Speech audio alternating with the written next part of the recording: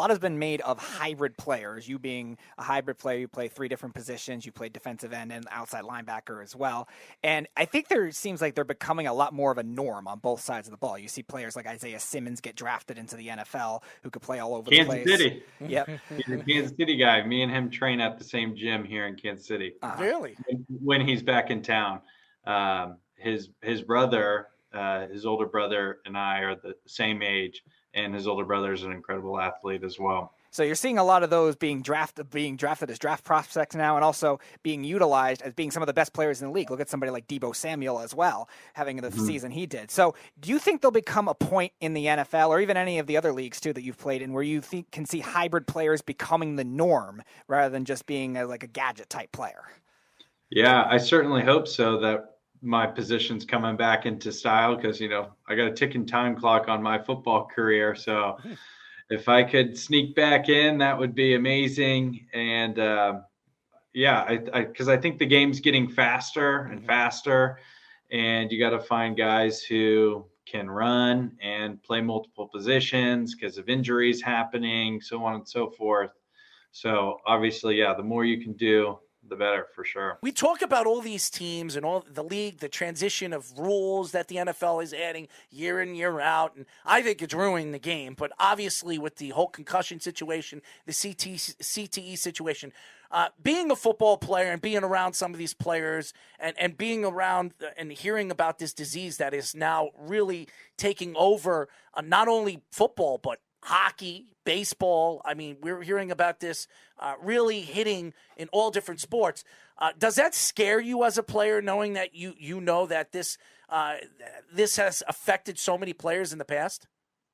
It's certainly something you think about. I feel like I've always played the game extremely safe when it comes to head injuries. I've been very healthy, in my football career. I've had very minor injuries, but have been healthy, never felt lost out on the field or seen stars. I've had a healthy career, but certainly gives you something to think about. But it's part of the game. It's a now new thing that's part of the game, and I think they're doing everything they can to make the game as safe as possible. But it is what it is. We're all going to go at some point. So hopefully it's later rather than sooner. So I'm the type of person who likes to live life full speed within some certain rules. And if I'm super passionate about playing football, it's something I certainly want to give a go. And, I know the risks that come with it. So Errol brought up the XFL before and Dwayne Johnson buying it for the entertainment and money standpoint. But another story came out last week about the XFL and NFL executives meeting about the rule changes. And football's always been thought of as one of those sports that's very independent because it's not as much worldwide as a lot of the other sports too. And even like baseball has their minor league systems, hockey is their minor league system, so it's not really as collaborative. Do you think this kind of move, trying to collaborate on rules like this, could make leagues, professional leagues like that, closer as a whole in the sport of football? Meaning like the XFL being the minor leagues of the NFL? Yeah. I think there's such a love for the game of football here in the United States. There's so many good football players out here in the United States that we need it. We just need it. And the fan support is there after seeing and playing in the XFL. I mean, the St. Louis team would have 50,000 people in their stadium. I mean, that's insane for a minor league football team. And I think it would prolong a lot of guys' careers post-college if they didn't get a sniff in the NFL, and NFL coaches want to see more of them against higher level competition than college. I think it projects a great opportunity for those players. So yeah, we need it. Wow. And I think The Rock's making a good move. Yeah, he absolutely is. And like you said, everything he touches turns to money. So hopefully it turns money and puts money in your guy's pocket in the long run, because to me, I've seen enough with the, obviously baseball's trying to arbitrate, try to change the arbitration, and some of these minor league players. These minor league players aren't making diddly squat. I mean, they're making $50,000 to $60,000 a year when they're in the minor leagues for 10 years. They never even step foot on the MLB field, and they're trying to support a family. You're 30 years old. I don't know if you have any kids or you're not married, but I mean, you're jumping ship. You're going from the CFL to the XFL because you're obviously love the game. You want to continue playing the game, but you also want to make money so you can support your family. And you're just not, because even the NFL, if you play for their, what do they call that, practice squad? Yeah. I mean, what are they bringing in every single week? $8,000 a week? I mean, yeah, 8 or 9, 10,000, somewhere in that. I mean, honestly, is it worth putting your body on the line every single week and getting your butts beaten in? I don't know. I mean, as a professional athlete, you want to see, even if you're on a practice squad, you want to see 20, 30,000, because when you're done and you're retired and your body's all rickety and you can't really do the things that other people could do to the age of 60, to the age of 70, you want to make sure that you could support a family and take care of your family, right or wrong. Absolutely, 100%. And, the XFL pay, it hasn't came out what it is, but, the other league that's kind of floating around right now is the USFL. Mm-hmm. And I've seen those contracts, and it's not money that you can live on for the rest of your life on, but can certainly be a great start immediately right out of college, and make in 6 months in a short period of time. So, that some people, it takes them a whole year to earn that money, that amount of money. The money definitely has to be there for me to give it a go, for sure, especially the game of football. Baseball, I guess you could play for the love, but football is just so physical and the lifespan's so short. So you saw Kyler Murray. He decided football over baseball. Obviously, more love for the football game than the baseball game. But I think he was probably going to be a first-round draft pick no matter where he went, probably. Dave Winfield was drafted in 3 different sports in the first round. Baseball, basketball, and football. He was that great of an athlete. And look, he's a Hall of Fame baseball player. So he loved baseball more than football and basketball, because I think he would have made the Hall of Fame in any sport, okay?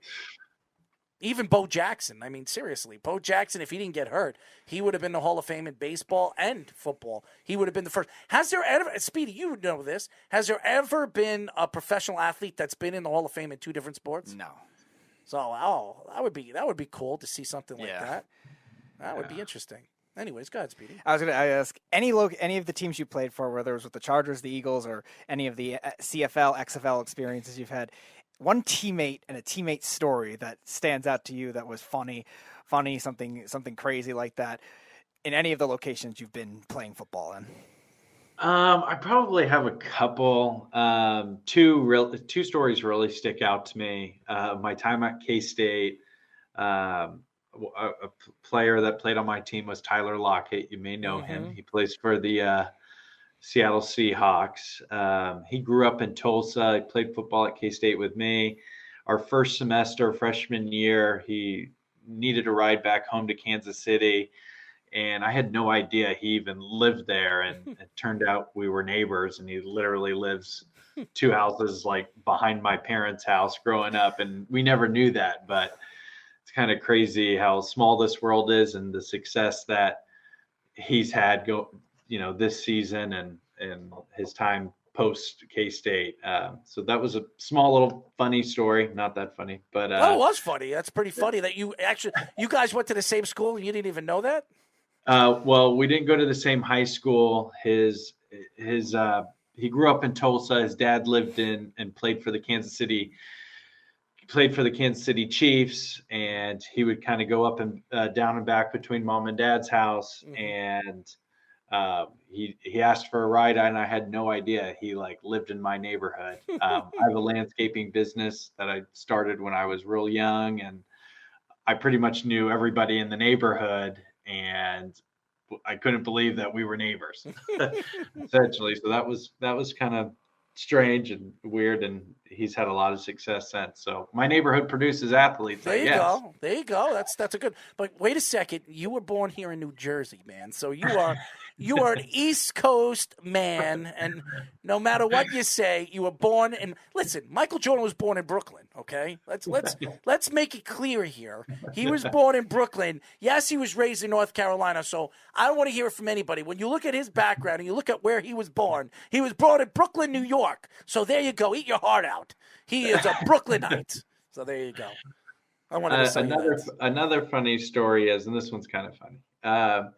I went undrafted, signed with the San Diego Chargers. Once I found out I made the team, I made the practice squad. You know, your living arrangement is like absolutely crucial. You're trying to find the most affordable thing, something that's decent, because you're on the practice squad. You don't know if you're going to be there for a day or 3 weeks or the whole season. So I ended up connecting with a family in Kansas City that had family in San Diego that were actually next door neighbors with Phillip Rivers. So I lived in this family's guest house for like the first 4 to 5 weeks of the season until I kind of found a nice livable spot. And I told Phil that I had made the team and me and him are neighbors. And he was like, well, what the hell is the practice squad paying nowadays? Because as you can imagine, Phil's carved out a great career in San Diego. He's got a family of 10 and he's got a mansion and out in San Diego. And I asked him, hey, do you think we could, ride together to practice tomorrow? And he was like, yeah, be at my house at 5 a.m. And I was like, okay, great.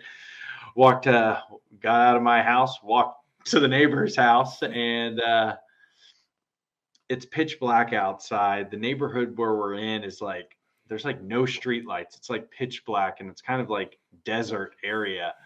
And I hear some like rattling in the bushes and I don't know. I'm like, what the hell is this? I tried getting out my cell phone to see what's in the bushes. And all of a sudden, roar! This guy comes out of the bushes and I'm like freaking out. And it's Phillip Rivers scaring the hell out of me at 5 o'clock in the morning. It's like, what are you doing, dude? And Kellen Clemens, I think he had a brief career with the Jets. Yes. He also lived in the neighborhood. He was the backup quarterback at the time, and he was filming the whole thing. And I freaked out because it just scared the hell out of me. And they were all laughing. Kellen had the video camera going, and this is right when I think an undrafted free agent punched like Gino in the jaw or something like that. And Capali. That issue like happened like maybe the week before or a week later. I don't know. And it could have been that. Like he scared me so much that I thought I had to go into protection mode. And I was like, Phil, I break your nose, I'm on a plane back to Kansas City quicker than, so luckily nothing bad happened. And, but I just didn't expect him to do that at 5 o'clock in the morning. Well, we've heard a lot of crazy things of Phillip Rivers, not only on the field, but off the field. So I wouldn't be surprised that Phillip Rivers would do that. But